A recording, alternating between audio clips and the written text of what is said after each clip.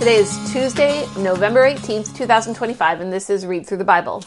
Today's Tuesday, so we are heading home today. Right, today's our travel day, Yep. and so yes. Yep, we've had a great trip in California visiting your parents and being here for your Uncle Bob's funeral. Okay, but we are in 1 Kings chapter 5 and 6 today. We're going to read all about Solomon building the temple, which David had longed to do in 2 Samuel 7. And God says, nope, you're not going to build a house. I'm going to build a house for you, building your dynasty. And your son's going to rise up and he's going to build a house. This is the fulfillment then of 1 Samuel chapter 7. Okay, chapter 5, verse 1.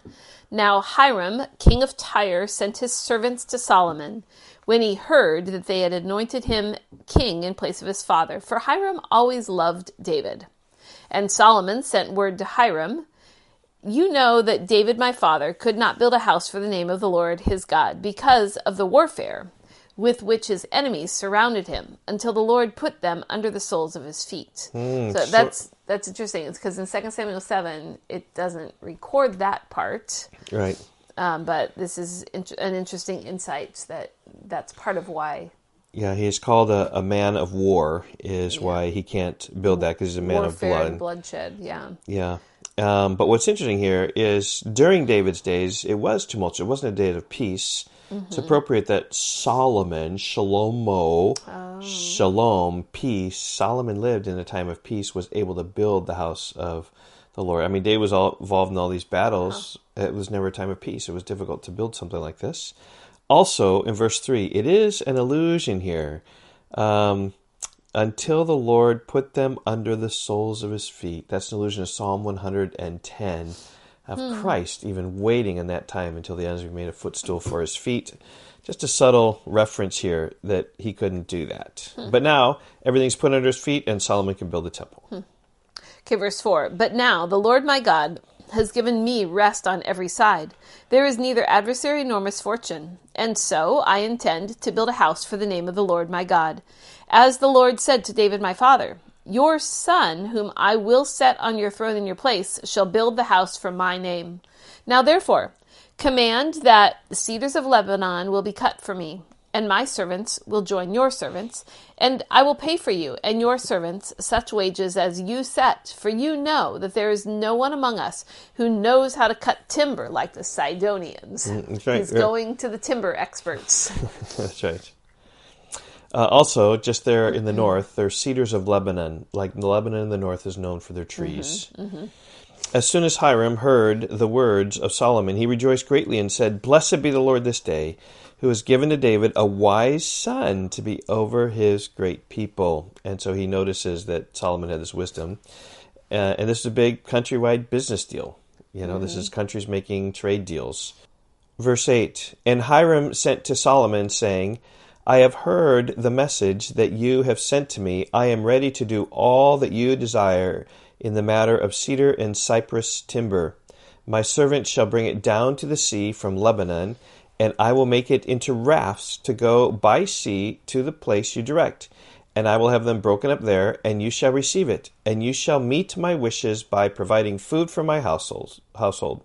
So Hiram supported Solomon with all the timber of cedar and cypress that he desired, while Solomon gave Hiram 20,000 cores of wheat as food for his household and 20,000 cores of beaten oil. Solomon gave this to Hiram year by year, and the Lord gave Solomon wisdom, as he had promised him. And there was peace between Hiram and Solomon, and the two of them made a treaty. King Solomon drafted forced labor out of all Israel, and the draft numbered 30,000 men. Verse 14, and he sent them to Lebanon, 10,000 a month in shifts. They would be a month in Lebanon and 2 months at home. Adoniram was in charge of the draft. Solomon also had 70,000 burden bearers and 80,000 stone cutters in the hill country, besides Solomon's 3,300 chief officers who were over the work, who had charge of the people who carried on the work. I mean, you think about 80,000 stone cutters. Why do they have so many stone cutters? They cut a lot of stone. Cut a lot of stone. I mean, and if you go takes to a lot of people. Yeah, and even the Temple Mount today, which is not what Solomon built, but you can see it's what Herod the Great built. Like the stones are huge. And similar here. Just mammoth, like mind-blowing how they could even move those. Yes. Yeah. So at the king's command, they quarried out great costly stones in order to lay the foundation of the house with dressed stones. So Solomon's builders and Hiram's builders and the men of Gebal did the cutting and prepared the timber and the stone to build the house. Okay, so at the end of chapter 5, to summarize that up, we basically have a treaty between Hiram and Solomon. And Hiram, king of Tyre, up in the north, would trade wood and labor for food. Yep, and this is all to build the house of the Lord. Yep, which we read about here in chapter 6. Okay, chapter 6. In the 480th year after the people of Israel came out of the land of Egypt... I think that's interesting there, just the time stamp of how long it's been since they came back. In the 4th year of Solomon's reign over Israel, in the month of Ziv, which is the 2nd month, he began to build the house of the Lord. So it took him 4 years to kind of arrange his government and kind of settle down and get this treaty, but he started 4 months into his reign. And the house that King Solomon built for the Lord was 60 cubits long and 20 cubits wide and 30 cubits high. The vestibule in front of the nave of the house was 20 cubits long, equal to the width of the house, and 10 cubits deep in front of the house. And he made for the house windows with recessed frames. He also built a structure against the wall of the house, running around the walls of the house, both the nave and the inner sanctuary, and he made the side chambers all around. The lowest story was 5 cubits broad, the middle one was 6 cubits broad, and the third was 7 cubits broad. For around the outside of the house he made offsets on the wall, in order that the supporting beams should not be inserted into the walls of the house. It is interesting that, this temple is fashioned after the tabernacle, but in the tabernacle, God told Israel how to build.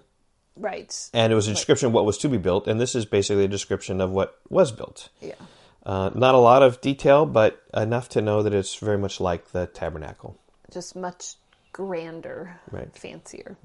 Okay, verse 7. When the house was built, it was with stone prepared at the quarry, so that neither hammer nor axe nor any tool of iron was heard in the house while it was being built. And that was somewhat inconvenient because that was a long ways away. To carry heavy, heavy stones. Yep. Yeah. Okay, verse 8. The entrance for the lowest story was on the south side of the house, and one went up by the stairs to the middle story, and from the middle story to the third. So he built the house and finished it, and he made the ceiling of the house of beams and planks of cedar. He built the structure against the whole house, 5 cubits high, and it was joined to the house with timbers of cedar. Now the word of the Lord came to Solomon. So again, concerning this house, here's what he said. Concerning this house that you are building, if you will walk in my statutes and obey my rules and keep all my commandments and walk in them, then I will establish my word with you, which I spoke to David your father. And I will dwell among the children of Israel and will not forsake my people Israel. So Solomon built the house and finished it. He lined the walls of the house on the inside with boards of cedar. From the floor of the house to the walls of the ceiling, he covered them on the inside with wood, and he covered the floor of the house with boards of cypress. He built 20 cubits of the rear of the house with the boards of cedar from the floor to the walls, and he built this within as an inner sanctuary, as the most holy place. The house, that is the nave, in front of the inner sanctuary was 40 cubits long. The cedar within the house was carved in the form of gourds and open flowers, all with cedar. No stone was seen. The inner sanctuary he prepared in the innermost part of the house to set there the ark of the covenant of the Lord. The inner sanctuary was 20 cubits long and 20 cubits wide and 20 cubits high. And he overlaid it with pure gold. He also overlaid an altar of cedar. And Solomon overlaid the inside of the house with pure gold, and he drew chains of gold across in front of the inner sanctuary and overlaid it with gold. And he overlaid the whole house with gold until all the house was furnished. Also, the whole altar that belonged to the inner sanctuary he overlaid with gold. A lot of gold, a lot of rich, very treasure-filled for sure. In the inner sanctuary, he made 2 cherubim of olive wood, each 10 cubits high. 5 cubits was the length of one wing of the cherub, and 5 cubits the length of the other wing of the cherub. It was 10 cubits from the tip of one wing to the tip of the other. The other cherub also measured 10 cubits. Both cherubim had the same measure and the same form. The height of one cherub was 10 cubits, and so was that of the other cherub. He put the cherubim in the innermost part of the house, and the wings of the cherubim were spread out so that a wing of one touched the other wall, and a wing of the other cherub touched the other wall. Their other wings touched each other in the middle of the house. So these are like angels. Giant statues of angels. With wings outstretched. Yeah, and so 20 cubits, or 10 cubits each, that's like 15 feet wide. These are big statues. Verse 28, and he overlaid the cherubim with gold. Around all the walls of the house he carved engraved figures of cherubim and palm trees and open flowers in the inner and outer rooms. The floor of the house he overlaid with gold in the inner and outer rooms. For the entrance to the inner sanctuary he made doors of olive wood. The lintel and the doorposts were 5-sided.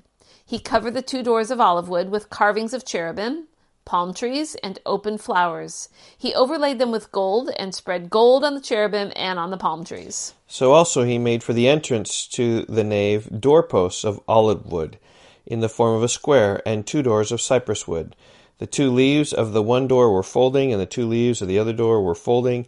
On them he carved cherubim and palm trees and open flowers, and he overlaid them with gold evenly applied on the carved work. He built the inner court with 3 courses of cut stone and 1 course of cedar beams.